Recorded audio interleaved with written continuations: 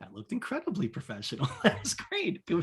Good afternoon or morning to you, wherever you are joining from. It is the town hall. It is April 4th.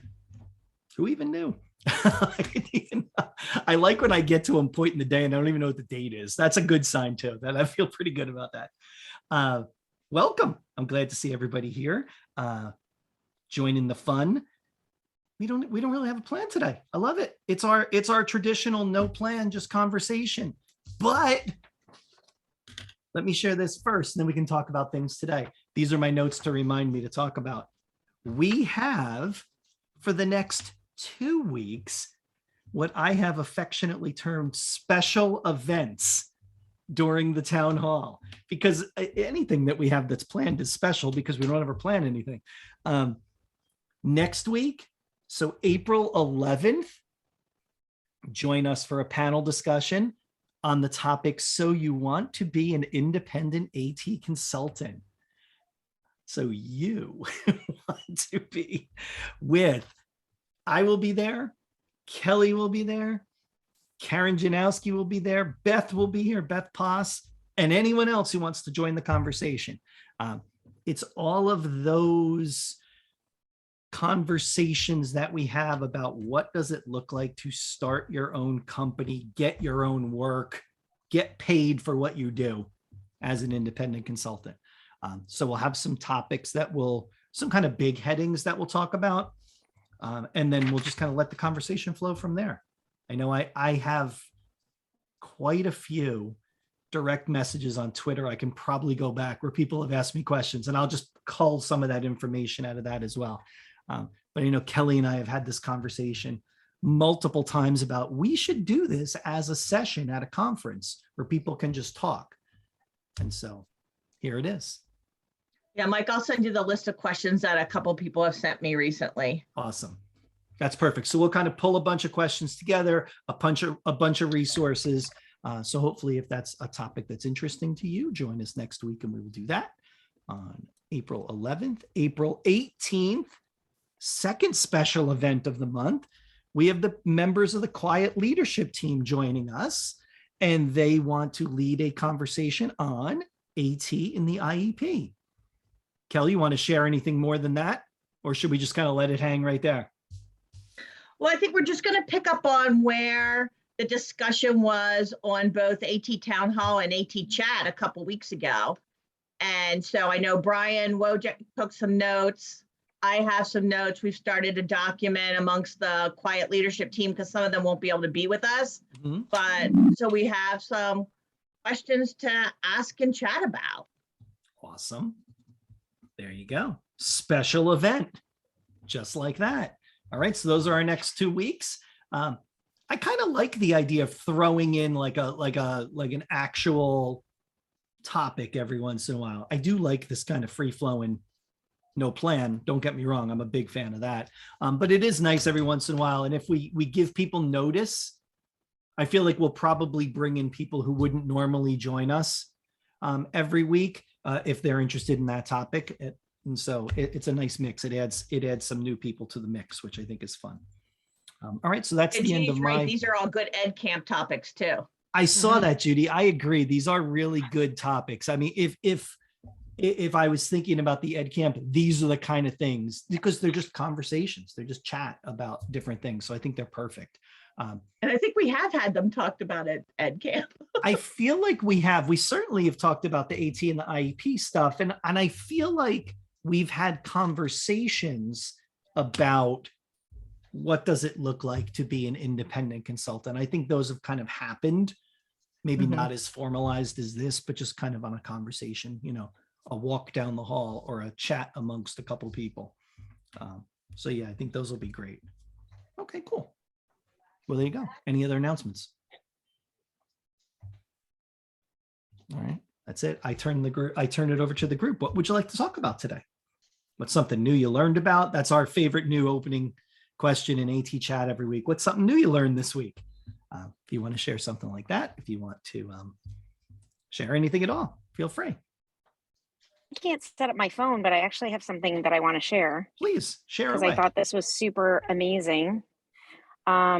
a friend of mine texted me yesterday and said that she saw it on Facebook. I don't know if you guys saw this either. I'm actually trying to find the thread right now. Found a woman that was talking about a student that was DHH and worked with AT.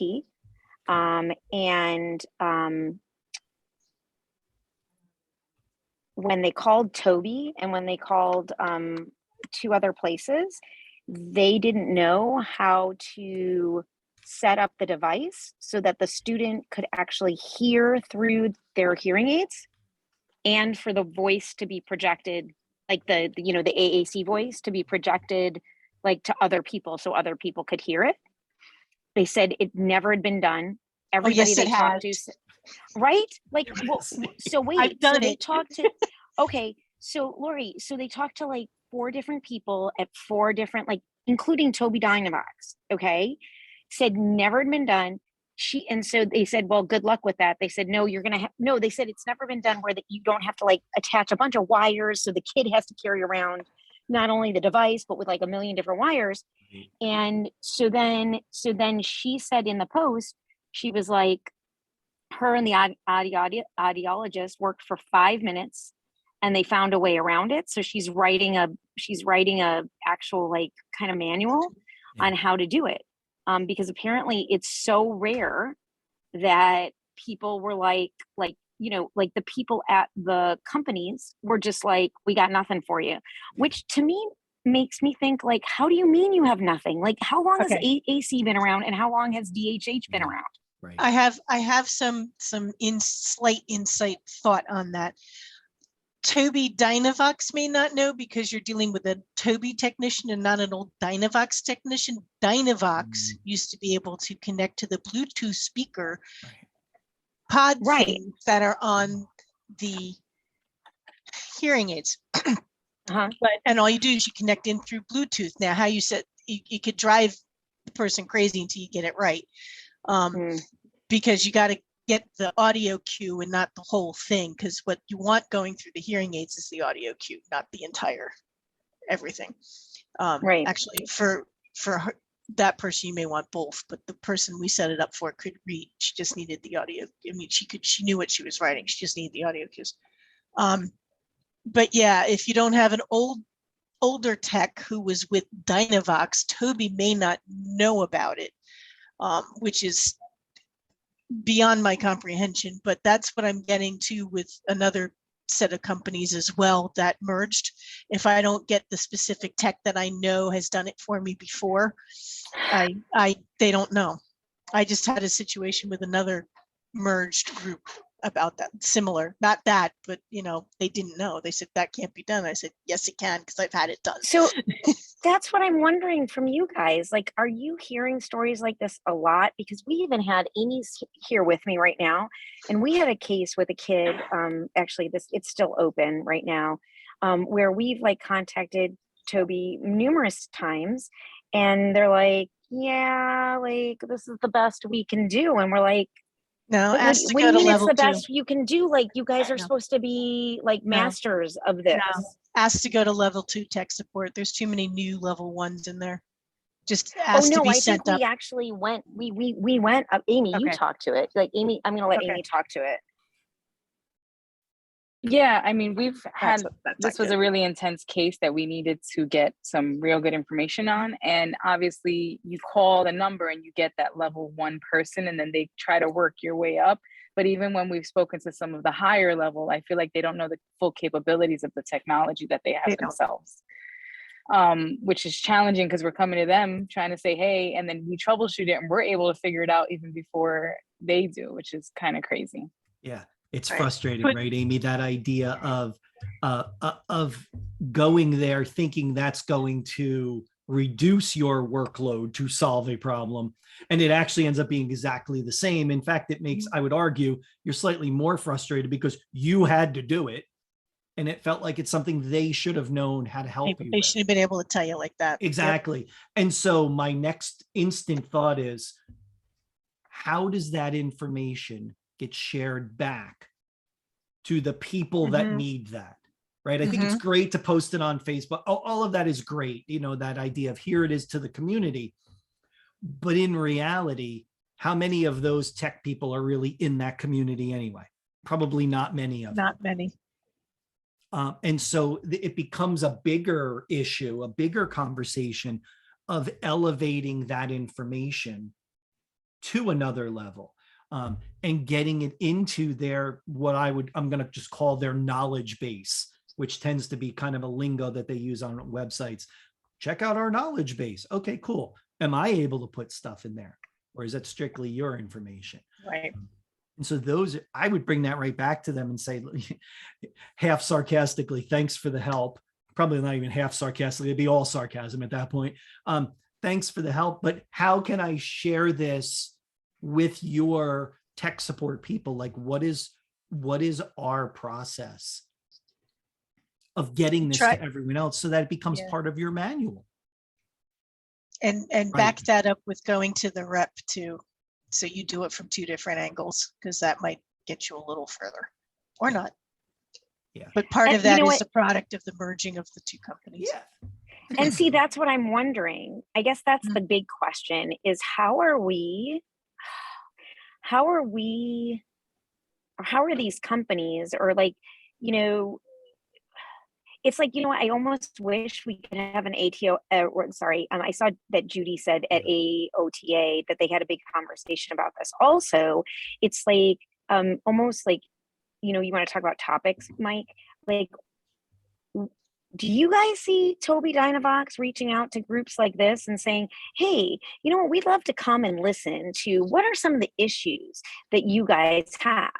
I've never heard of I've never heard of Tobii, of any of them, actually reaching out to AT specialists and saying, you know what, guys, we've noticed that sometimes our techs don't have the answers. So we want to come to you and we want to do like a focus group. And like, what are some of the like toughest, most whatever questions that you guys have figured out about, you know, like that you have for us? And let's just like put it on the board and see that we can figure it out. Like, why aren't they doing this? Like, they have all this money. Why are they not doing this? They have done it, but they do it in a very controlled format. Yeah, so for example, they'll have meetings set up at ATIA or Closing the Gap or CSUN, and then it's around a particular product. Like when they were starting to reformat Boardmaker, they had big sessions all day long looking for people's input on that, but they tend to do that in controlled situations. Now, I know the also thing, I mean, with companies is a lot of it depends upon your local rep and how comfortable they are, you know, like Lori said, with whichever product line they came from. And because I know here in Wisconsin, our Tobii rep, you know, will meet we've got our Wisconsin AAC group. And so she will meet with us. She's one of the people that we invited her to come speak to the group and then, you know, open up for questions and information that way. So a lot of it's got to do with that personality piece. Yeah. But some of the corporate types, especially lately, there's been some people that have been there for a while that have been moved out and moved on. And so they've got a different corporate perspective than some of the other companies. But always look for those invitations. They tend to put them out from their own listservs, or they put them out on, sometimes they put an invitation on the quiet list. But they do, I haven't seen open-ended things unless it's a regional thing that local rep is promoting discussions. Yeah. So hit up the local rep too. Yeah, I think, Kelly, I think you're right, because I think there's a couple things at play here. One that you're describing with your rep is relationship building. That leads to effective tech support, right? I think that's one. And that's what you're describing, is bringing that person in, creating a bond between the vendor rep and the local practitioners to solve problems. And I think that's awesome. And I think that's what a lot of us are envisioning when we think of this. You know, instantly I flash to the people that are local to me and I'm like, oh, okay, this person would probably have been invested in that solution, trying to figure it out, just knowing them from relationship building. But I think it's interesting, we have that other level that's floating on the other side there, which is really directly to Mia and Amy's conversation is that an answer has been established. How can we get that to everyone?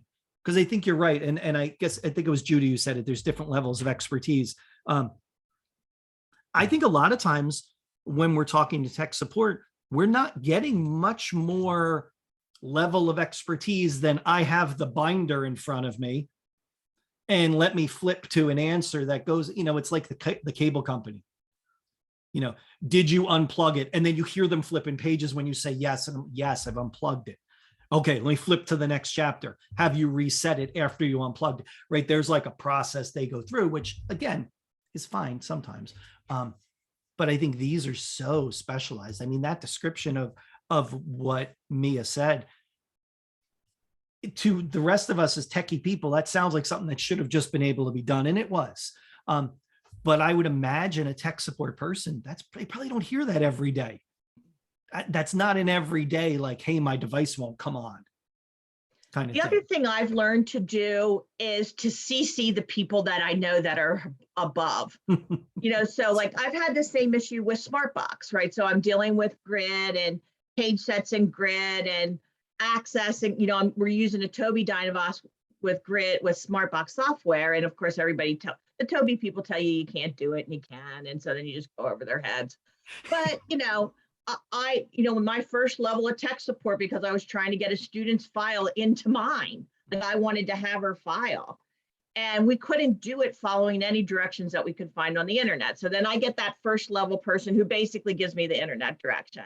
Right. But while I'm emailing back and forth with that person, I'm CCing the person that I know, my local rep, a person above them, so people can finally get to the point where, oh my gosh, could I talk to a human? Yeah. And then when I got to that, they still gave me the textbook answer. And I'm like, listen, this is what we've done. I'm not just telling you we've done it and we haven't. But it took, I would say, 4 interactions till we really got to a point of a solution with what was going on. Because they couldn't accept the fact that I wasn't in the same place with the kid. Yeah, of I'm course, like, yeah, right. hi, like I am, 2,000 miles away from this student. And so somehow we've got to get her file into my system. Yeah. And then Kel, there's even still that next level, right? Like we CC others. I love that move. It's so I'm all about that move too. Like, hey, great talking to you. CC someone else that I know that's above you in the company, and I'm going to drop a bomb on everyone. No, I like that. I'm all about that. But even then, it's how does that chunk of information make that transition to the next level where it becomes operating procedure for them? Like, oh, we've had this issue. How do you get it in a binder is ultimately what I'm asking, right? Is how does it get there? That's what I'm wondering too, Mike, Yeah. because you know what? In Google, they seem to get it, right? Like we see iterations in Google like all the time. It's like Google says, okay, reach out. If we can't answer you, put a question, put it out there, and then in our next iteration, we will address it. And you see it all the time. We're like, oh, Google, we can't do this. Like a month later, they find, right, that's exactly, Kelly. It's like this mystery of like, did something we actually say get done? Because I can tell you with Boardmaker, stuff that we've said, like, has not gotten done, and we've been talking to them for 1.5 years. Like, and I understand that they've got a really yucky situation here, and that 1 million people are talking to them, and they're just trying to put out fires. But it does go back to this, like, obviously it's a very specialized, some of these things are very specialized problems, but if someone, going back to the post, could figure that out in 5 minutes with an audiologist, then that maybe is something that could be added to a manual pretty quickly. And why isn't it being done? And is it because we're not complaining loud enough? I don't know. I'm not sure. Yeah. Well, Mia, and the other part is the customer service part. Yeah. That, they can admit that they don't know, but then they don't just like, good luck with that. Yeah. It's Like, like, Right, we don't know exactly. that, but Sorry. we will find out. That it's just that, it's that AT answer of, I don't know, My but I'll God, help you you're find right. out. Right. That Yes. doesn't seem to exist in many of the companies anymore. Yeah. Bingo, 100%. It's like, sorry, good luck. We can't do it. Let me know how that works out for you. Yeah. And to be honest, Mia, they're not even saying, let me know how it works out for you. They're just No, saying, they're we not. can't do that. Good luck.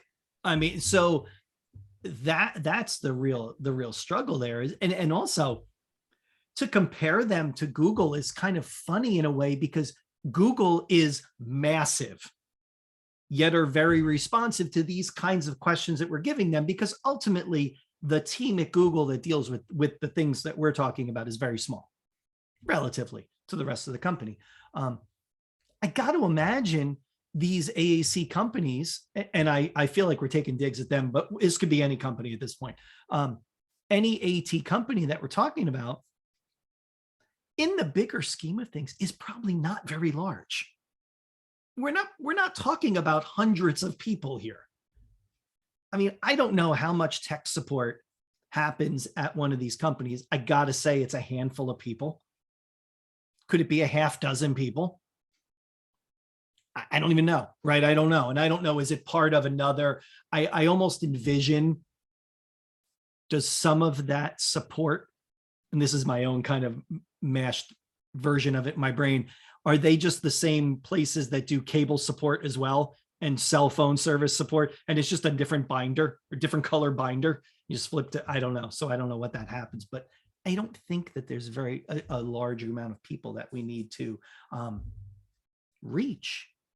I think it could have a lot of impact, like this idea of, look, this is something we've done. Yeah, I don't know, Lori, do they outsource it? I don't even know. I feel like there are companies that do that. I can't say for sure, but I feel like I've talked to the same person for my cable and my phone, and they are not the same company. But that could just be me, just in my conspiracy aluminum foil hat mentality in my office. Like, I've talked to you about something else, but yeah, I think it's that trick of how to get to that next level. And like Kelly said, these companies, any company for that matter, probably doesn't want a bring any question to the party kind of conversation. They don't want that. They want to have some control over the flow of information, the narrative of how things are shared. And I get that. But there's got to be a way to share this wider. I honestly think some of those things, like a Facebook group, is a good way to do it. There's probably tons of people on there that it would reach.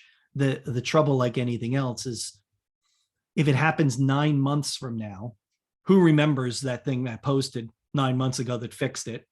And then that information didn't live anywhere more permanent than that. And that's my problem. You know, social media sharing that way can feel at times a bit disposable, because it gets out there and then it's kind of gets washed over by everything else. And then if it's not cataloged somewhere, we might not ever find it again. I feel like I'm bringing the whole group down. I feel like I'm bumming people out. No, you're not bumming people out. I think it's just like, yeah, like Judy's like talking about video tutorials and stuff like that. But I guess it's just like, how do we know that this stuff gets elevated and, you know, to the place where it needs to go? You know, my question actually it stemmed from, I think, like a place of fear, because I think that there's just like, kind of like what you guys were saying, there's a lot of people have been doing this for a very, very long time that have a solution mindset, and they're like, you know, they're retiring, they're leaving. And so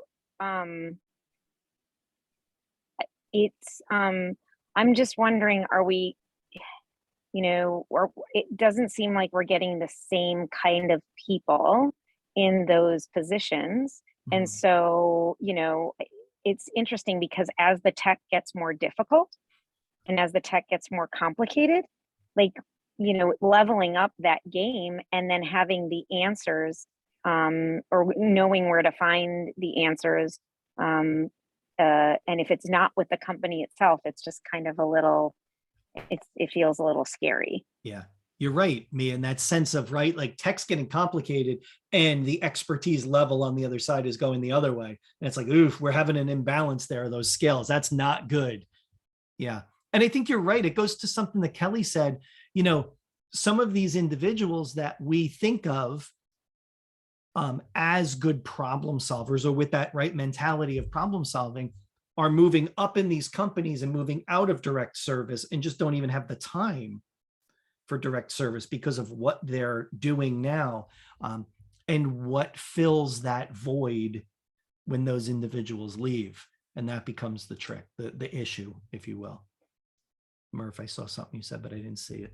What can I say? Yeah, I think you're right, Sarah. That idea of having a creative mindset, that kind of, and I like that AT mindset of being able to, well, no, I'm sure there's a way to fix that. I'm sure there is. Like, oh, let's get in there and let's poke around, and let's figure it out. Yeah, I just say, I'm going to ask Mike Murata. We'll figure this out. He'll break something. He doesn't care. But I think that's a certain mentality. And I don't know that you're seeing that in everyone, especially when you see some of the new, the newer individuals to the field. And then it becomes an issue of how do they level up quickly to get an expertise that could provide some support. And unfortunately, there's a lot of times no shortcut around time with things in order to level up. I mean, there is something to be said for that. Which will circle me right back to who's training them and how are they being trained. Yes, right. Yeah. Yeah. Whether it be in the company or in their, professional educational. And I was going to say,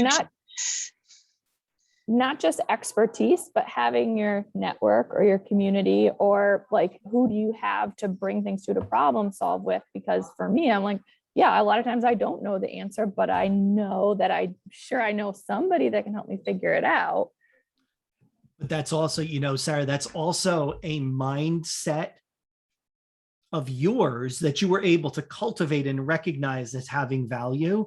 And are others having that same aha moment? Is that being cultivated on their side from an employer or from their professional group to like, hey, if you don't know, that's cool. Tell people you don't know, but tell them you're going to work with them to figure it out. That's a good thing. Like Kelly said, that's just good customer service. And so, but that good customer service has to be valued by the people in your organization who pay you ultimately, right? You can't just be, well, unless you're just rogue by yourself. You're like, I'm going to do it that way. If you're getting paid by somebody, they're going to say, no, you're going to do it our way. And here's why. Maybe not even here's why. Maybe it just stops you. You're going to do it our way. I have a question that might be like a little out there, but do you think that part of the reason for maybe this just for this like problem existing is because like these companies kind of have people by the cojones, as we would say, like once they're using a device, right, and they've committed to that device, right, it is so hard to leave and go to another system, another company.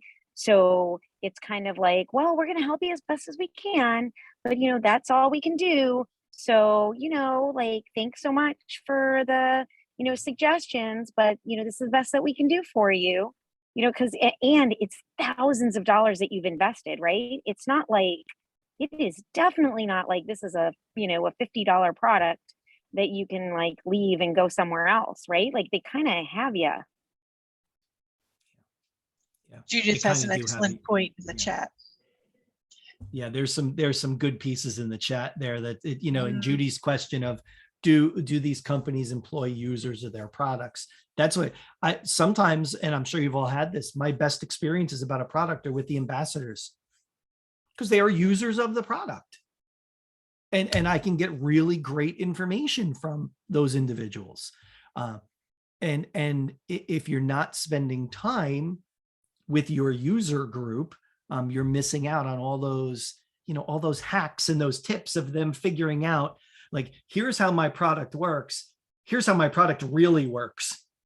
And that's what you get from the users and the ambassadors, is how it really works.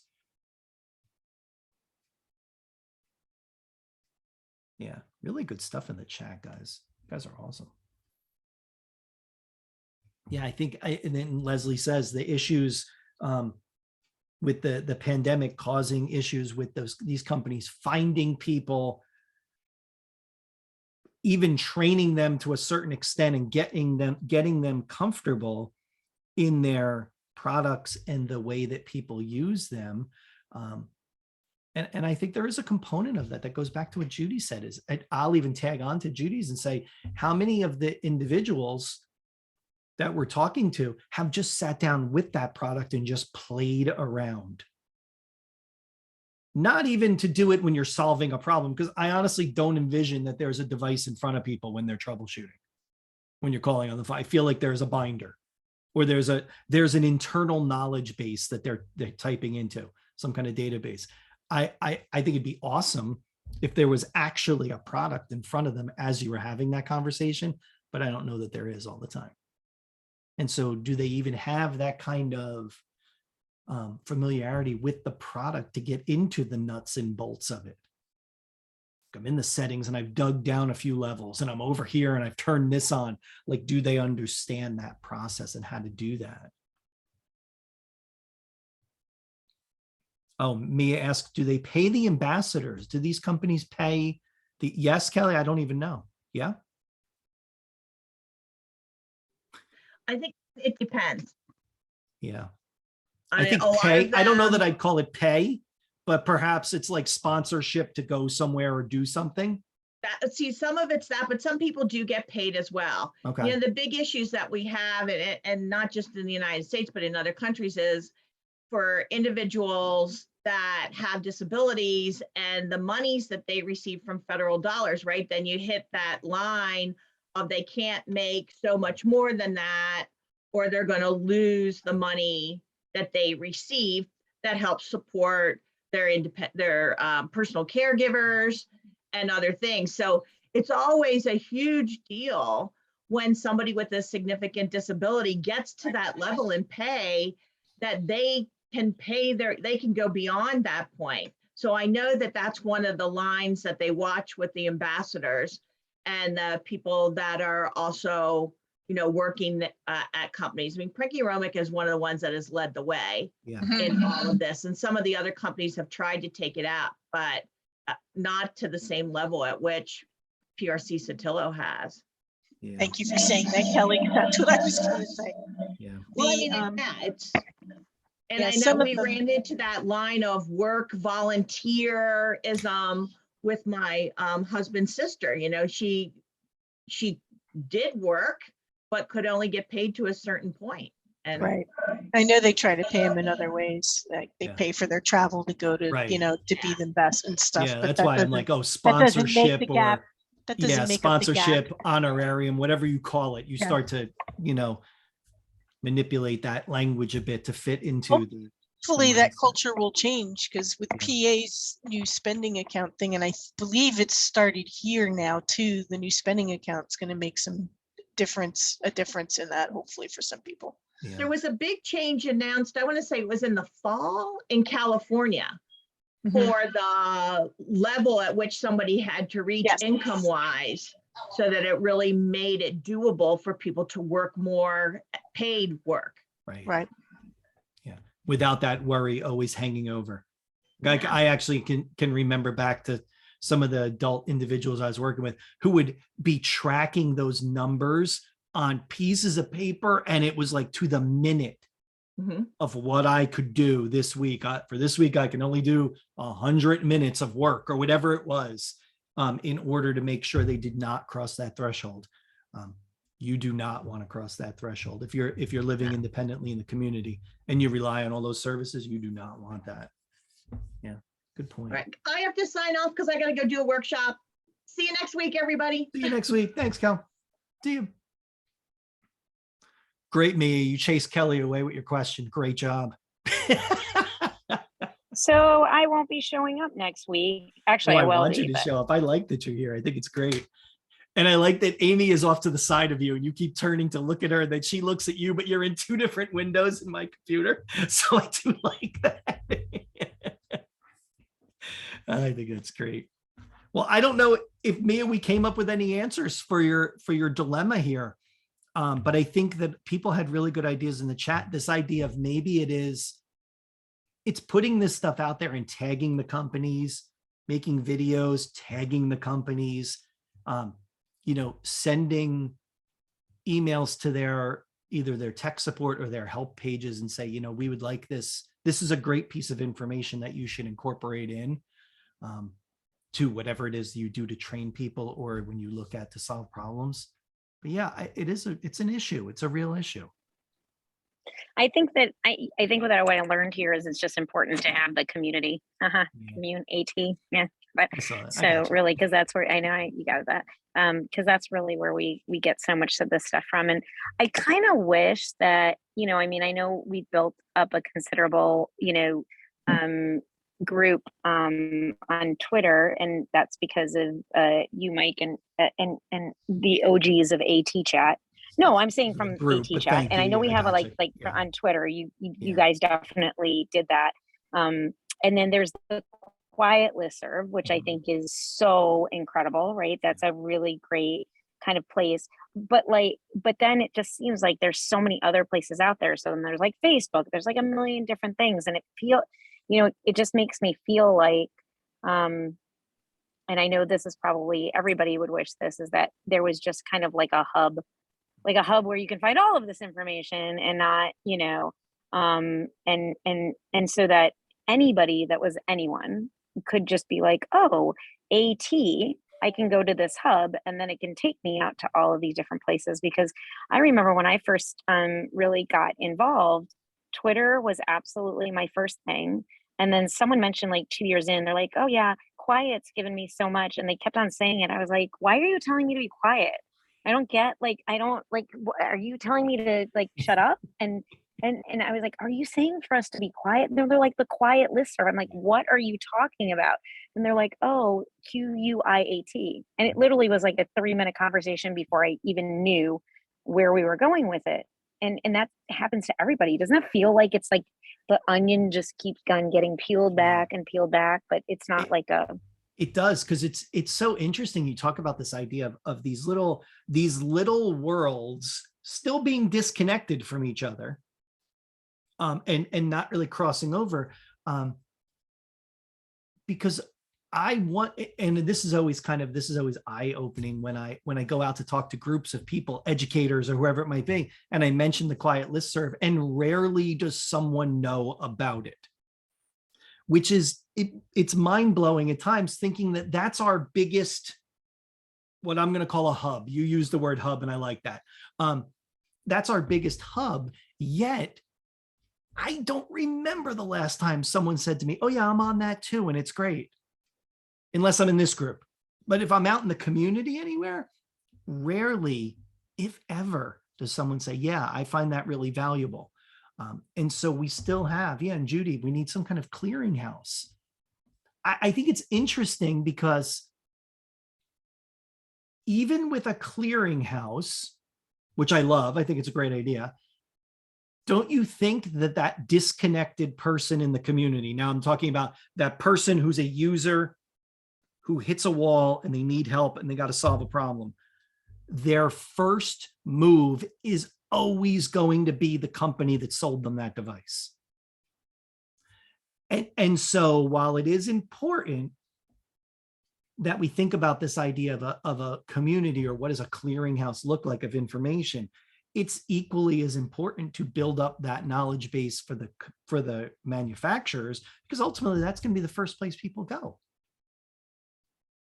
I don't always go to quiet first. I tend to go to a website of a company first and see if they have something printed on there. Mostly that's because I don't want to go to quiet and ask what I would consider in my own mind a dumb question. Like I should have just gone there first and I would have found it. And so I do my own due diligence that way. But I think that there is a component of that, like regardless of what database is out there. When I think clearinghouse, and anybody who's been in AT for a while will laugh when I say this, I think of Able Data.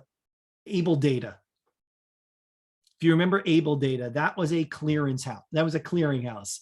It was an organization that you could go there and it was any piece of technology, there was information about it there. what it was called, who made it, where you could go to get more information. And even that, as extensive as it was, and as kind of a one-stop shop as it was, it never quite was that for everybody. Lori, there are dumb questions. I've asked my fair share of dumb questions. There are dumb questions. I tend to ask most of them, but yeah. Lately, it's where is this? And it's literally in front of my face. I've done it 3 times in the last 2 days. So yeah, it's okay. We all have them. Yeah, we all have them. But I think, and maybe it's less of a dumb question, more about working the process, internally about how to find new information. And so where do I go first? I go to that company, then I go to Quiet. I would probably go to Twitter first, then I would go to Quiet. And so that's my process as I move through it. Yeah, Judy, I think you're right in that sense. In the chat, Judy talks about some kind of knowledge base for pre-service people, AT people, and anything related to SPED. So they have that mindset to look. Yeah. I wish too, Mia. Judy, I wish. That feels like such a needed thing.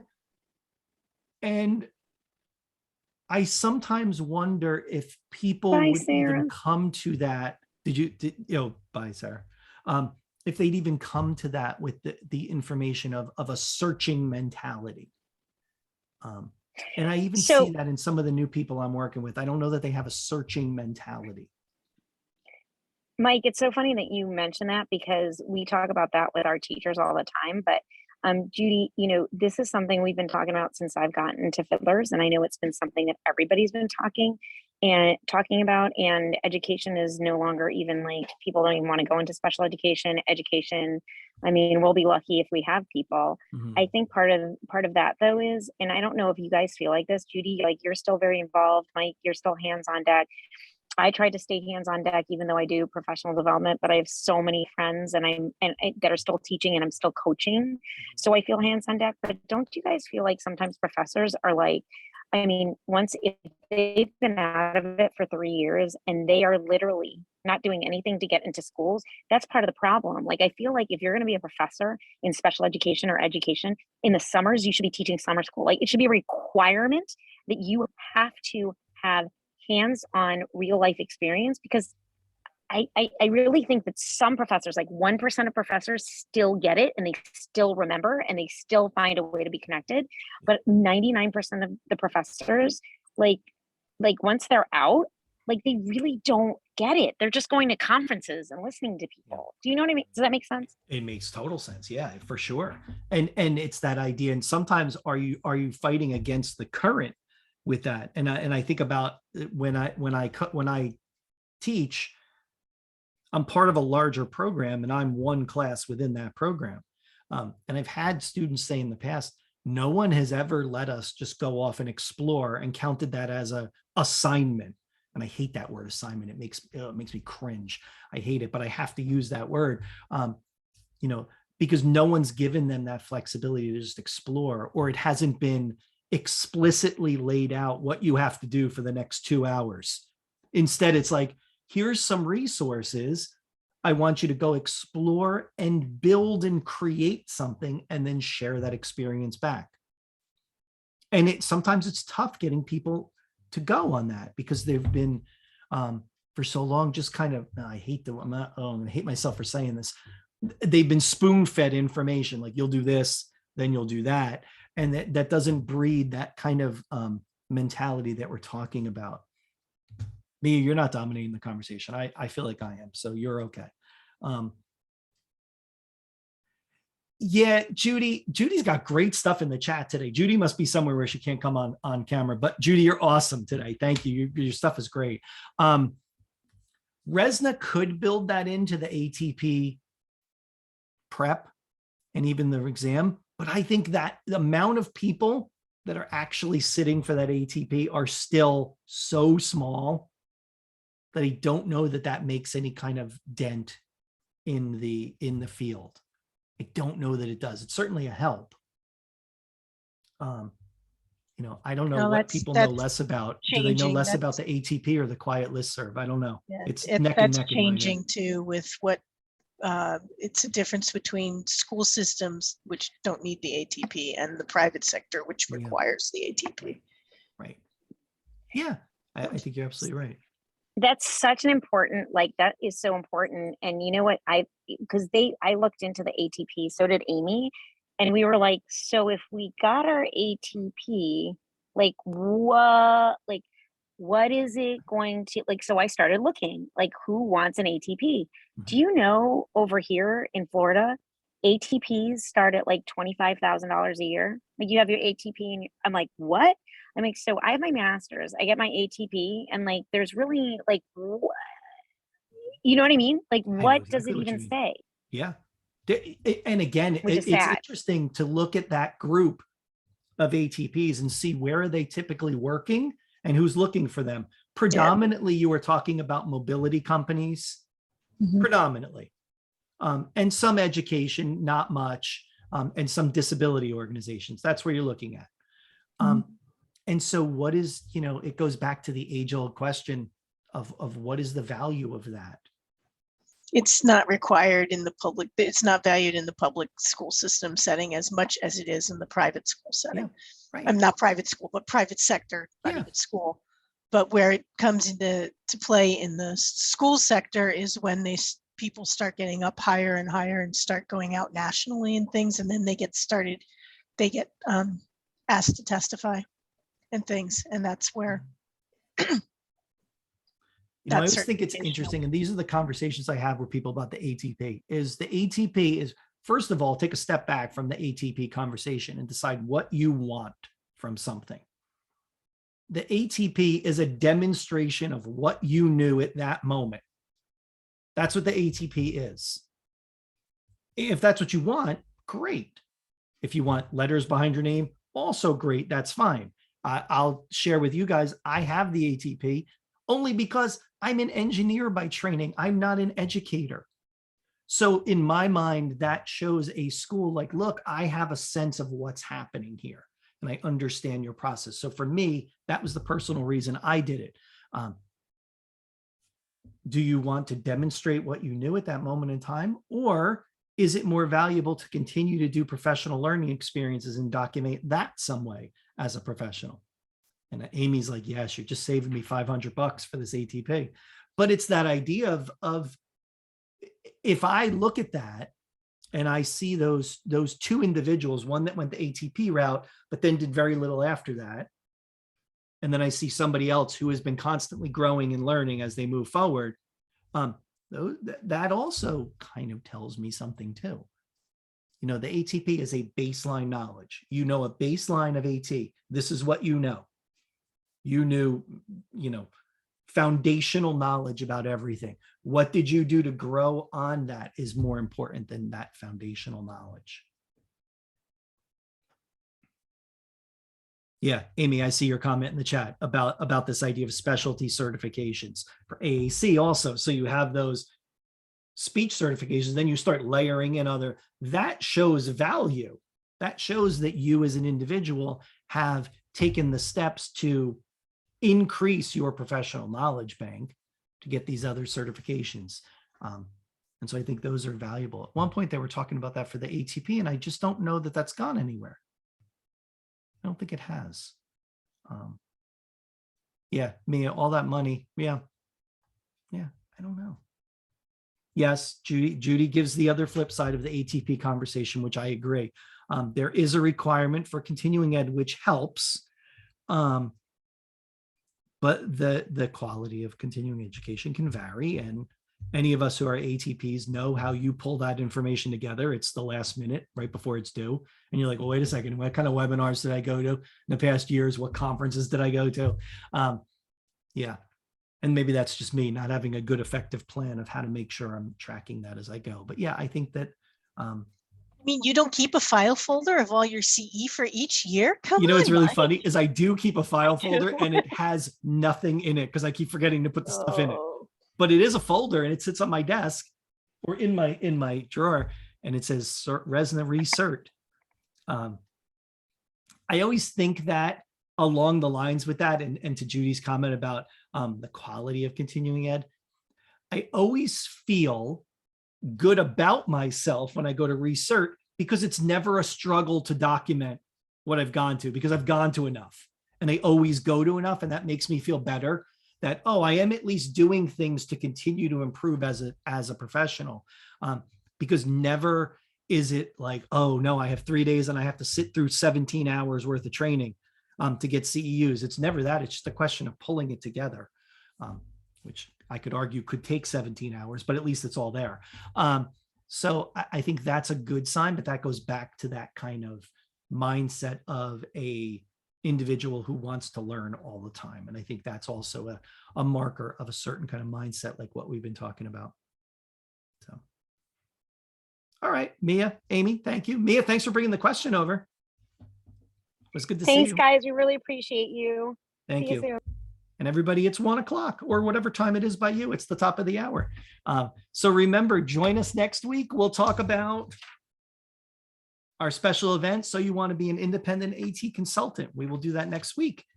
Come with your questions. Come ready to ask things of the panel members, and it should be great. Looking forward to it.